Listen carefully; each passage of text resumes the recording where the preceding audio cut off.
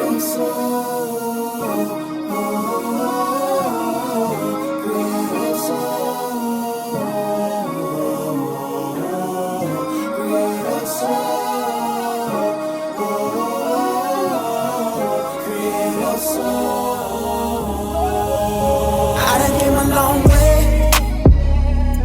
only taking one step at a time towards healing myself.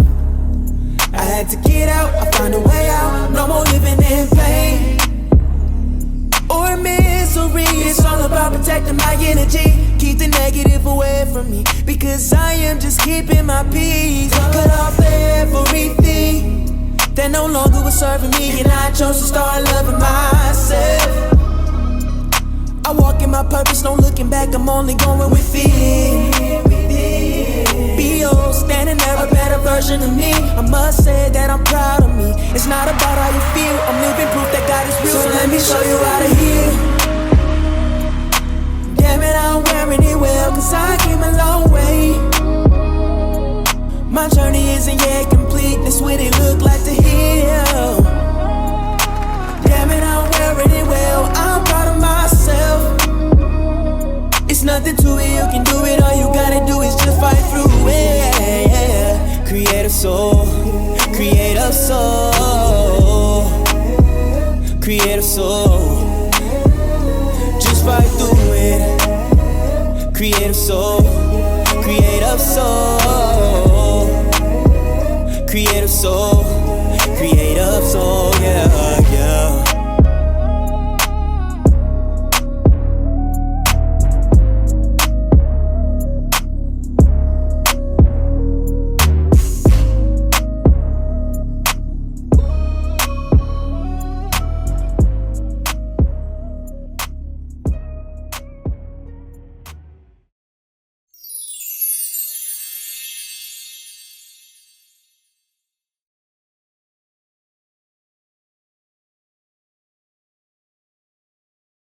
Welcome to Pain to Purpose podcast, where we have open discussions to heal together as a community. Today we are on episode 26, and it's part 2 for our single parenting series. And our special guest is LaSonna. Welcome, LaSonna. Hello, good afternoon. How are you, girl? Good. How are you? I'm good. Now, look, y'all, this is my girl, so be nice to her. Now, she was on season 1. She back on season 2. She gonna give y'all some good nuggets on single parenting. So make sure y'all paying attention and got y'all pens and papers out. Hopefully. So I am glad that you came back on. I really wanted to do this episode or this series, because being a single mother, you being a single mother, and us being around other people that are single mothers, a lot of times you don't know what to do, and it gets hard, and sometimes it doesn't fix it, but it kind of helps when you know somebody that's been through it. And I've been meeting people that have been like going through a situation of like in the middle of getting a divorce. So now they're going through the process of being a single mom. It's the fear of the unknown. It is not easy being a single parent, whether you're a single mother or a single father. However, I do want to encourage people out there that you can make it with God on your side. And I really want them to hear your story of how you transitioned from being a single mom to where you are now. So again, I'm glad to have you on. All right. Thank you. You're welcome. So let us know, okay, when you had your first child, how old were you? 21. I was 21. And how many children do you have? I have 5 kids. And so let the audience, or tell the audience, how you transitioned with having 5 children on your own and how you got to where you are now, from the pain to the purpose. Well, it wasn't easy. It was not easy. 21, still young, didn't know anything, still naive, very much naive. I was even scared to tell my mother that you were pregnant. Oh, girl, I had to tell her in a safe place, and that was at work. I never. She was at work. Not the safe place was at work. I figured she was at work. She does customer service. She can't yell, so I was safe. Plus, security guard I had backup. You know what I mean? I was like, yeah. I dropped out of college. Kind of wilding out. Really was not prepared, or of course the unprotected sex. So yeah, it's gonna happen. It was bound to happen. So I was out there just living life, you know, and ended up pregnant, and I I didn't know what to do. I mean, going through the changes. I mean, it was trials, it was tribulations. His father was there, but not so much there because Mhm. he was him.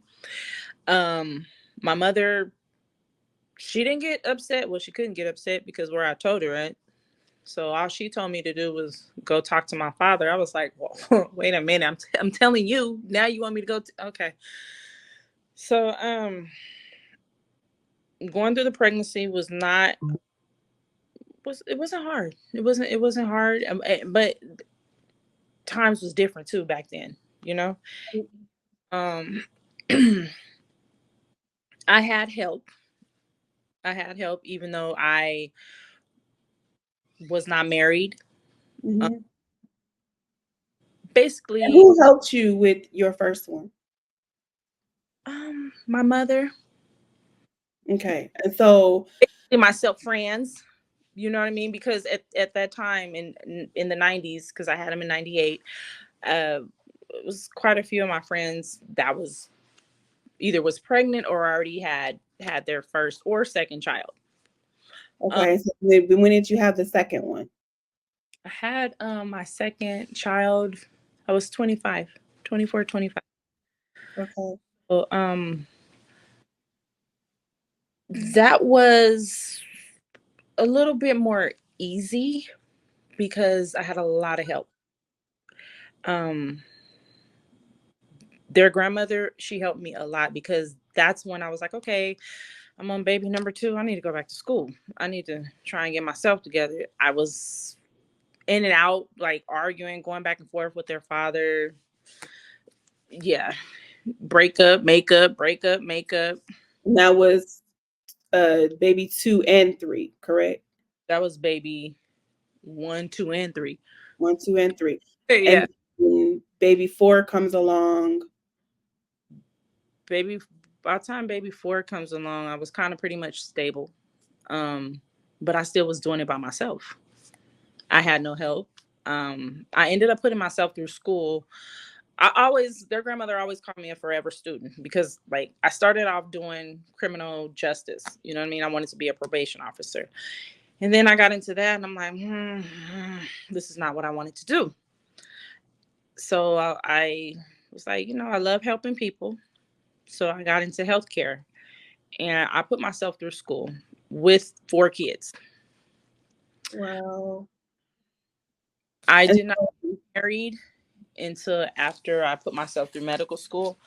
And that was with my fifth child. But yeah, but but you did it. yeah, but prior to my fifth child and putting myself through medical school, I was doing it by myself. I put myself through medical school. I worked 2 jobs. I had to leave my kids over their grandmother's house. She was a good help. She helped me a lot. A That's a lot. that's a blessing. It And was. It was. and so when you changed careers, what did you go to school for? I ended up going to school to be a LPN. And I remember to be an LPN out where I live, you had to go through CNA school. So that was one of the main courses. So I finished that program and I got my certificate. And at the time, I was working at one of the casinos out here. And I was like, okay, well, I'm going to drop my hours at the casino and then focus on my career because I am going to school to be a nurse. So I fell back a little bit in the casino and took a full-time job in a nursing home. So working night shift, and I mean, I was away from my kids.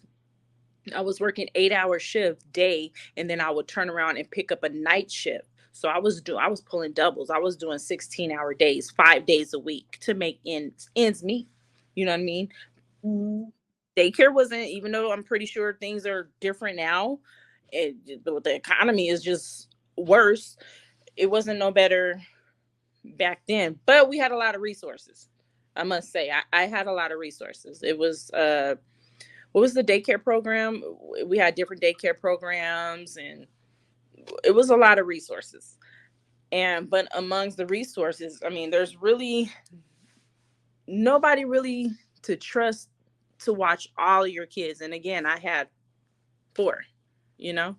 Mhm. Um, their grandmother stepped up a lot. I mean, from studying, trying to figure out what I want to do with myself. And I did party a lot too. Don't get me wrong, but she helped a lot. She helped a lot.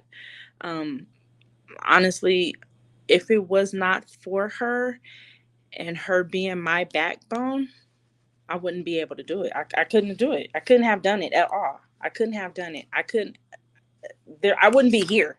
I own my own house. Um Four of my kids has graduated. Um a couple of them, they're in college, you know what I mean? They're doing their own thing. I have five amazing beautiful kids. Four grown and one, she's still my little baby, but she's 11 years old. But a lot of people don't have help, and even though I had help, it still was hard. It was challenging. I mean, still to, you have to pay for schooling. You have to, still have to pay for daycare, sports. Then not to mention the time that you're away from your Oh, child. So I remember um, my mom my mom, she was, I always say she was a different kind of grandma. She was a grandma slash mama. She took my son to school and she picked him up because I had to be at work. So when it's time for me to be at work, it's not time for him to be at school yet. And then when I get off work, he's already out of school. So it's like I felt like I was missing so much time. I missed a lot of time. I regret it, but What part do you regret? being away from my kids, I regret. I missed a lot of activities. It was never a no, like no, you can't do this or whatever. I will work that extra shift or whatever just to make sure they had or did, or even if I missed that game or whatever, they still had them brand new cleats or whatever. You know what I mean? Or if they had to, whatever field trip they had to go on, or yeah. You may regret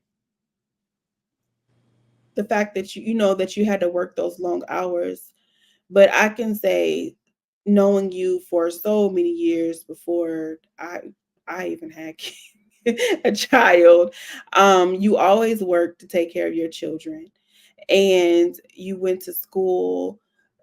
I think everybody went through a phase where they either partied or they just hung out with their friends for a little bit or whatever. That's not saying that you're a bad person, but at some point, I think you got to a point where it was like, okay, I got to get it together. Like I got to strictly focus on school and my children, and you did that. And that's how you got from your pain to your purpose, and that's why your title now is your career. You are now a Respiratory therapist. Yeah.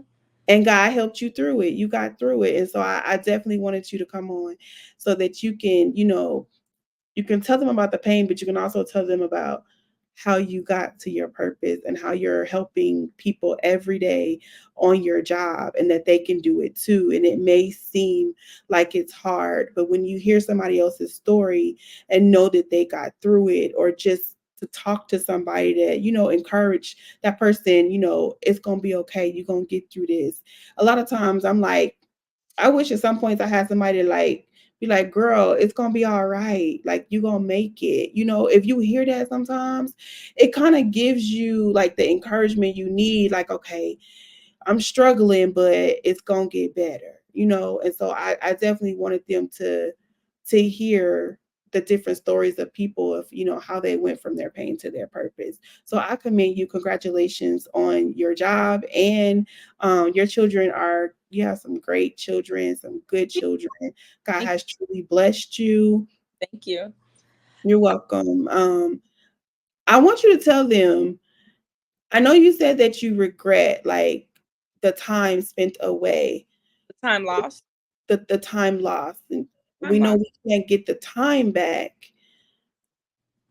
but you are at everything for your kids, I tried and to. you celebrate everything that you can.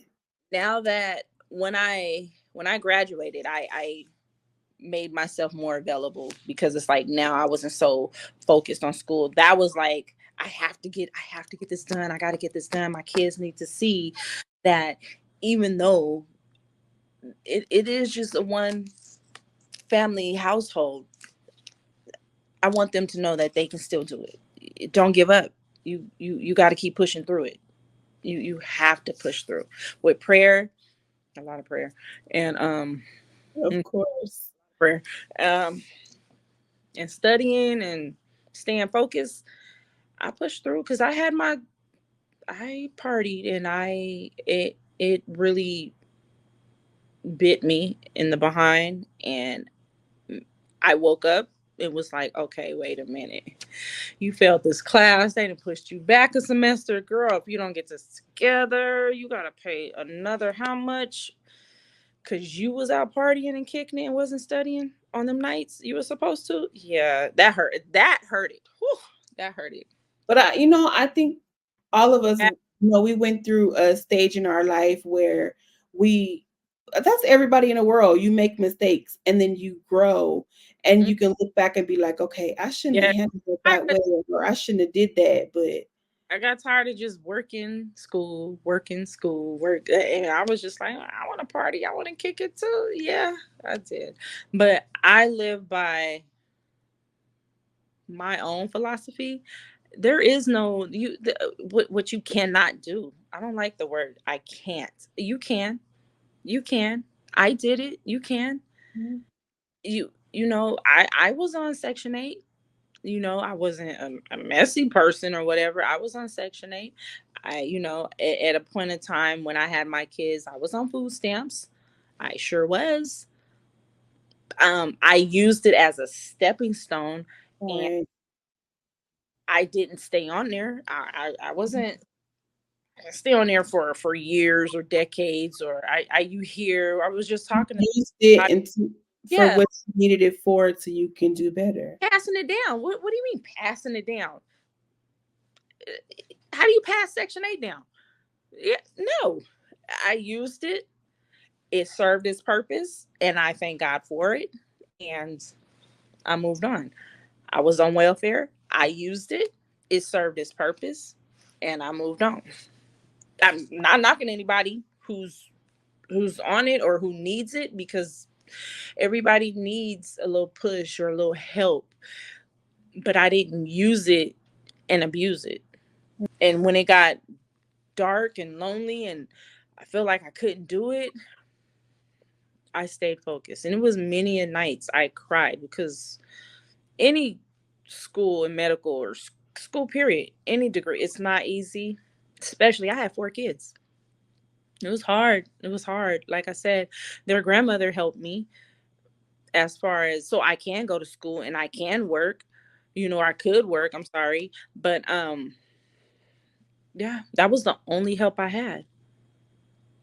My kids' father's mother. That was it. So, LaSonna, can you give the single parents out there, whether it's a single father or a single mother, some gems that would help them through? Believe. Don't use the word I can't, because you can. Um, Stay focused. Keep God first, Most and definitely. and pray and believe. So, Believe. tell us what's next for you. We know that you're a respiratory therapist now. Well, my next um You thinking about going back to school, or you thinking about going further in your yeah, career? yeah, I'm thinking about enrolling in school this coming January and starting school, and still being uh still being me, but right now I'm entering a new chapter in my life, and that's becoming a grandparent. So yeah, Congratulations. thank you. um just staying focused. I always have a plan. That's another thing for me. I always had a plan. I have to write something down or write it out and look at it, believe it. Right, right. I always say, vision boards are good. I never realized how good they were until I finally did one and did the work. Because when I You first did it, it kind of sat there for a little bit. But when you I got into vision board, and it does work. It works. It works. Let me tell you, it works. I mean, affirmations. I got up, I looked at my vision board every day and read everything what I am and what I want to become. And yeah, it works. It yeah, works. yes. So I appreciate you for coming on, sharing your story. Thank you so much. I'm sure we'll see you on future episodes, or maybe as a co-host. We'll see down Oh, the thanks line. for having me again. You're welcome. For our audience, don't forget we have our Pain to Purpose podcast t-shirts, as well as the tumblers. So you can email me at creativesoul.business@gmail.com. And do not forget our books that are available on Amazon. The first book is Tears of a Shattered Heart, and the second book is the affirmation coloring book for little girls that is wonderfully made. And look out, because we'll have more things coming your way. We'll see you each and every Monday at 6 p.m. Pacific time. Remember that it's only pain until you discover your purpose and start your healing journey. And we'll see you next time. Bye.